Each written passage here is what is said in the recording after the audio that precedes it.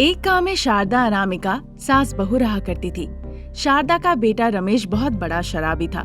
वो अपनी पूरी जायदाद बेच के घर खाली कर दिया था, बस शराब पीने के लिए। वो बहुत गरीब परिवार थे, इसीलिए सास बहू के पास खाने लायक भी कुछ नहीं था। अब धीरे धीरे उन्हें चोरी की आदत लग जाती है। एक दो बार तो उन्होंने खुद को पुलिस के आगे सरेंडर भी की है। तभी बाद में एक दिन पुलिस कहने लगती है, देखिए, मुझे लगा था कि आप लोगों में बदलाव आएगा, इसीलिए अभी तक मैंने पुलिस कंप्लेन नहीं कराई। एक दो बार थाना आ चुके हैं, अब चोरी बंद कीजिए और सम्मान इज्जत के साथ रहना सीखिए। हम सम्मान के साथ ही अब तक जी रहे थे, पर मेरे पति ने ऐसा काम किया कि सारा सम्मान मिट्टी में मिल गया। तब से बस जीविका चलाने के लिए हम छोटी मोटी चोरियां करते हैं। आप हमारी दिक्कत समझने की कोशिश कीजिए सर। अगर हम चोरी ही करते हैं तो अनदेखा कर दीजिए, हम आपको अपने से हिस्सा दे देंगे। क्या कहा? आप मुझे पैसे देंगी? आपको अकल है? मैं आपसे कह रहा हूँ बदलने के लिए, फिर आप लोग अपनी आदतें बदलते क्यों नहीं? नहीं, वैसी बात नहीं है सर। मुझे कुछ कहने की जरूरत नहीं है, जाओ अभी के अभी यहाँ से चले जाओ तुम लोग। फिर पुलिस स्टेशन में नजर आए तो मैं तुम लोगों को छोड़ने वाला नहीं हूँ, जान लेना। मैं केस फाइल करूँगा, तुम लोगों को जेल भेज के रहूंगा। ऐसा मत कीजिए सर, अब से हम चोरी नहीं करेंगे, हम इस बात का ख्याल रखेंगे। ऐसे ही रहो, ये सही बात कही है। जाओ, जाके खुशी खुशी जीवन बिताओ। फिर वहाँ से शारदा अनामिका घर लौटती है। घर जाके देखती है कि रमेश वहाँ नहीं है, वहाँ रविंद्र नाम का कोई है। उसे देखकर शारदा और अनामिका को बड़ा गुस्सा आ जाता है। आप कौन है? क्या कर रहे हैं हमारे घर पे? हमारे घर में क्या काम है? आप कौन है? आपको गलती हो रही है। आप किसे देखकर क्या कह रही है? ये मेरा घर है, रमेश ने ये घर मुझे बेच दिया है। रमेश को आप लोग कैसे जानते हैं बताइए? मैं रमेश की माँ हूँ, ये उसकी पत्नी। हमें पता नहीं था कि ऐसा होगा। उसने नशे की लत से सारा संपत्ति गवा दिया, अब ये घर भी बेच दिया। हम सब कहाँ जाएंगे? ये सब मत बताइए मुझे, आप लोग अब यहाँ से जाइए। एक पल भी आप यहाँ नहीं रुक सकते हैं। आप लोग इस तरह दुखी होकर रोएंगे तो आपको क्या लगता है ये घर छोड़ दूंगा? कभी नहीं, सपनों में भी ऐसा नहीं होगा। हे ईश्वर, तुमने हमें इस तरह की जिंदगी क्यों दी? यहाँ से चलिए सासू माँ, दुखी मत होइए। दुखी होके शारदा और अनामिका उस घर से बाहर निकल आती है। थोड़ी देर जाके वो एक पेड़ के छांव में बैठ के सोचने लगते हैं। तभी वहाँ रास्ते से रमेश जा रहा था। उन्हें देखकर वो मुस्कुराता है। क्या कह रहे थे तुम लोग कि घर पे कोई मर्द नहीं रहता है? हाँ, देखा मैं क्या कर सकता हूँ। मैंने ऐसा किया कि सर के ऊपर का छत ही चला गया। अब मुझे मर्द तो कहना ही पड़ेगा। छी, पापी कहीं के, तुम्हारे जैसे इंसान को पैदा करके मैंने सबसे बड़ी भूल की थी। क्या अनामिका, तुम्हारे मुंह में जो आता था वही कहकर मुझे गालियाँ देती थी ना? अब अपनी परिस्थिति देखो, क्या कर दिया मैंने। चुप करो। तुम्हें क्या लगता है कि तुम्हें ये घर बेच दोगे तो हम जिंदा नहीं रहेंगे? हम जिंदा रहेंगे और इससे बड़ा घर बना के तुम्हें दिखाएंगे। तुम बस देखते रहो। हिम्मत दिखाओ, मैं भी देखता हूँ तुम अपनी हिम्मत से क्या करती हो। इस तरह से रमेश से बातचीत होने के बाद शारदा अनामिका वहाँ से चली जाती है। रास्ते में वो कई जगह जाते हैं काम ढूंढने के लिए, पर उन्हें कोई जगह कहीं भी काम नहीं मिलता। सासू माँ, अगर हम इस तरह से चुप रहेंगे तो कोई फायदा नहीं होगा, हमें फिर से चोरी करनी पड़ेगी। अब वो पुलिस हमें नहीं छोड़ेगी। अगर हम फिर से चोरी किए और पकड़े गए तो वो केस करेगा और हमें जेल भेज देगा। मैंने एक बात सोचा है सासू माँ, हम चोरी भी करेंगे पर वो हम पे केस नहीं डाल सकते हैं। अगर ऐसा हो तो कैसा रहेगा? क्या कह रही हो अनामिका, ये कैसे संभव है? अभी गर्मी का समय है, लोग चिकन खरीद के खाने से डर रहे हैं। ऐसे वक्त लोग सिर्फ ऑर्गेनिक और नेचुरल चिकन खाना पसंद करते हैं। मतलब नेचुरल चिकन का डिमांड ज्यादा है। और ऐसे वक्त अगर हम मुर्गियाँ चोरी करते हैं तो कोई हम पे केस नहीं डाल सकता। क्या कहती है सासू माँ आप? ये तो बहुत अच्छी बात है बेटा, पर ये बात किसी को कानो कान खबर नहीं चलनी चाहिए, तभी हमें कोई परेशानी नहीं होगी। इस बात का मैं बहुत अच्छे से ख्याल रखूंगी सासू माँ। अभी चलिए, हमें चोरी करने भी जाना होगा। इस तरह शारदा और अनामिका मुर्गियाँ चोरी करने की बात करती है।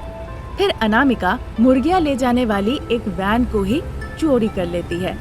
फिर उस वैन को ले जाके एक एक गांव से अनामिका मुर्गियाँ चोरी करने लगती है। कई गांव से वो मुर्गियाँ चोरी करते हैं, फिर उसे शहर ले जाते हैं। शहर ले जाके उन मुर्गियों को वो ज्यादा भाव में बेचते हैं, जिससे वो अच्छे पैसे कमाते हैं और बहुत खुश हो जाते हैं। हमने अच्छे पैसे कमाए हैं बेटे, इससे हम एक घर भाड़े पे ले सकते हैं और जरूरतमंदों की चीजें भी खरीद सकते हैं। काफी नहीं है सासू माँ, काफी नहीं है। हमें और मुर्गियाँ चोरी करनी होगी और हमें और पैसे कमाने होंगे, तब जाके हमने जो चाहा है वो कर पाएंगे।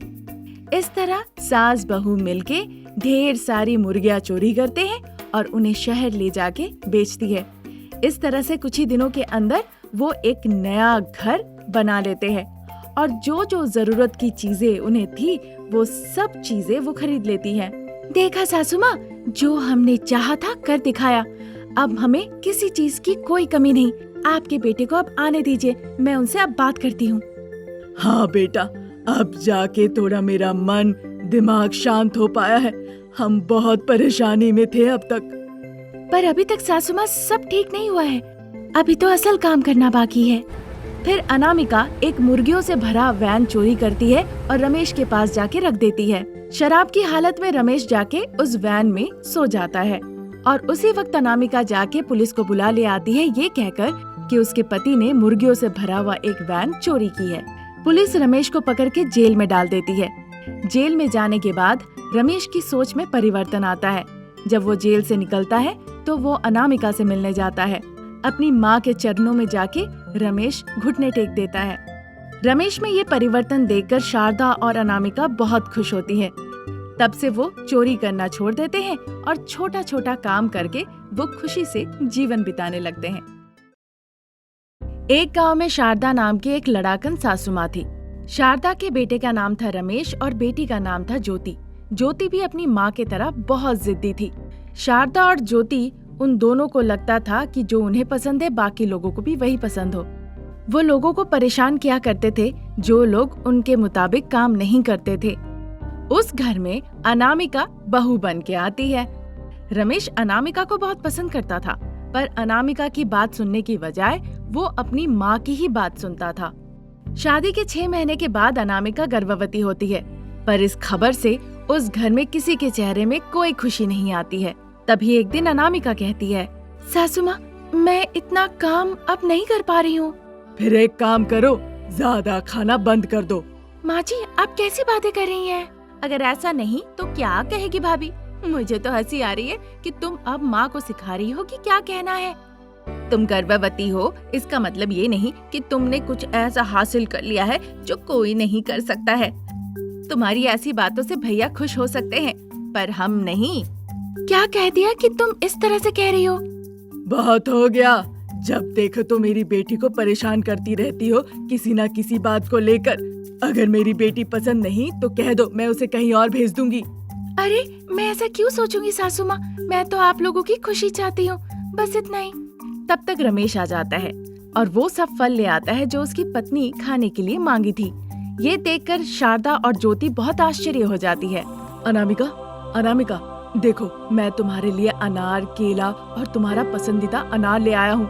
और हाँ, सिर्फ उतना ही नहीं, समोसा भी लाया हूँ तुम्हारे लिए। मुझे पता है तुम्हें समोसा खाना बहुत पसंद है ना। ये सब ले जाओ, घर के अंदर ले जाओ। और हाँ, ये सारा खाना खाना है, ठीक है ना? जरूर, मैं ये सब जरूर खाऊंगी। अनामिका वो फल लेके अपने कमरे में चली जाती है। तब तक शारदा और ज्योति रमेश को खड़ी खोटी सुनाना शुरू कर देती है। अरे बेटा, खाना खाया? खाया ही होगा, अब तो भाभी उसके लिए ज्यादा महत्वपूर्ण है। हमसे क्या मतलब उसको? जब आप बीमार थी तब भैया को याद था क्या? अब भाभी के लिए फल, समोसा, जो जो उसे पसंद है सब लाके दे रहे हैं। अरे ज्योति, मैं ये सब लेकर आया हूँ, तुम भी खा सकती हो। मतलब तुम हमें भीख दे रहे हो? अरे रे रे रे रे, ज्योति तुम्हारी दिक्कत क्या है? तुम इस तरह से क्यों बात कर रही हो? तुम्हें पता है मुझे बुरा लगेगा। माँ, तुम तो कुछ कहो कम से कम। ज्योति, तुम अब बंद करो अपना मुंह, तुम जाओ बेटा। ठीक है माँ, मुझे काम है, मैं शाम को लौट आऊंगा। अब जैसे ही रमेश बाहर चला जाता है, ज्योति और शारदा खड़ी खोटी बातें अनामिका को सुनाने लगती है। वो दोनों वहाँ जाते हैं जहाँ पे फल और समोसा रखे हुए थे। अनामिका भी वहीं थी। वहाँ पे सासू माँ और ननद को देखकर अनामिका आश्चर्य होती है। क्या बेटा, बड़ी खुश नजर आ रही हो? बिना खुश होके और कर भी क्या सकती है? भाई जो उसे अपने सर पे बिठा के रखे हैं। ठीक है बेटा, ज्योति जाके अपना पसंदीदा अंगूर ले ले, स्वादिष्ट लग रहे हैं। क्या ये सब मेरे लिए? तुम्हारे लिए नहीं तो और किसके लिए? तुम इस घर की मल्लिका हो, तुम्हारे बाद कोई और। बेचारी तुम्हारी बहू भी यहाँ है, ऊपर से गर्भवती है, उसके लिए 1-2 दाने छोड़ देती हूँ। देखा अनामिका, मेरी बेटी कितनी अच्छी है। तुम उसे कितना भी परेशान करती हो, फिर भी वो तुम्हारे बारे में ही सोच रही है। लो, ले लो। अब तुम गर्भवती हो, जला हुआ तेल में समोसा खाना तुम्हारे लिए ठीक नहीं। मैं तुम्हें थोड़ा सा देती हूँ, ये लो, खा लो। शारदा और ज्योति की ऐसी बातें सुन के अनामिका रोने लगती है। वो मुंह बंद करके चुपचाप मनी मन रोती है। सास और उसकी बेटी मिलके उसका इतना अपमान करने के बाद भी वो बर्दाश्त करती है और अपने कमरे में चली जाती है। शाम तक कमरे से वो बाहर नहीं आती है और रोती ही रहती है। शारदा ज्योति अनामिका का परवाह तक नहीं करती है और रमेश जो खाना लाया था सब खा जाती है। तब तक खाते हैं जब तक उनका गला तक भर नहीं जाता है। शाम हो जाती है। रमेश जो बाहर गया था वो अब घर लौट आता है। सारा फल खत्म हो गया है, ये देखकर वो बड़ा आश्चर्य होता है। क्या अनामिका, तुम सारा फल खा गई? गर्भवती है ना, उसे बहुत भूख लगती है, वो नहीं खाएगी तो और कौन खाएगा? ठीक है, वैसे मुझे 1 हफ्ते के लिए कैंप के लिए जाना पड़ेगा। माँ, ज्योति, अनामिका का अब से तुम लोग ख्याल रखना। भैया अब तुम्हें कहना पड़ेगा, हम बहुत अच्छे से अनामिका का ख्याल रखेंगे। बिल्कुल चिंता मत करो, तुम खुशी खुशी जाओ। ठीक है अनामिका। रमेश कैंप के लिए चला जाता है। अब रमेश क्योंकि आ नहीं रहा था, इसीलिए शारदा और ज्योति अनामिका को बहुत परेशान करना शुरू कर देती है। अपनी बातों से अनामिका को दुख पहुंचाती थी, उसे रुलाया करती थी। बिना खाना देके अनामिका को वो एक कमरे में बंद कर देती थी। 4 दीवारों के अंदर अनामिका चिल्ला चिल्ला के रोती थी, पर वो उनकी परवाह तक नहीं करते थे। कैंप का काम खत्म होने के बाद रमेश घर लौट के आता है। वो सोचता है अनामिका को सरप्राइज देने का, इसीलिए वो पीछे के दरवाजे से आता है। तब रमेश अपनी आंखों से सब देख लेता है और वो गुस्से से मानो आग बगूला हो जाता है। शारदा और ज्योति टीवी के सामने बैठकर पकोड़े और समोसे खा रही थी। अनामिका कमरे में रो रही थी। उसके कमरे के बाहर ताला लगा दिया गया था। रमेश को पूरी कहानी समझ में आ गई। फिर वो चिल्ला के कहने लगा, माँ। हाँ बेटा, तुम कब आए? भैया आप बिना बताए आ गए। आपने तो कहा था कि आपको आने में 1 हफ्ता लगेगा।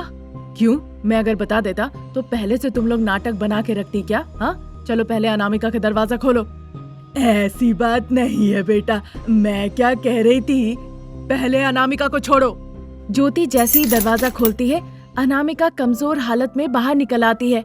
फिर रमेश के पास जाके उसके गले लगकर वो बहुत रोती है। आज के बाद तुम लोगों के साथ अपनी पत्नी को मैं कभी नहीं छोड़ूंगा। वो एक लड़की है, ऊपर से गर्भवती है। ऐसा करके तुम लोगों ने बहुत बड़ा पाप किया। अब हम दोनों आप लोगों के साथ एक पल के लिए भी इस घर में नहीं रह सकते।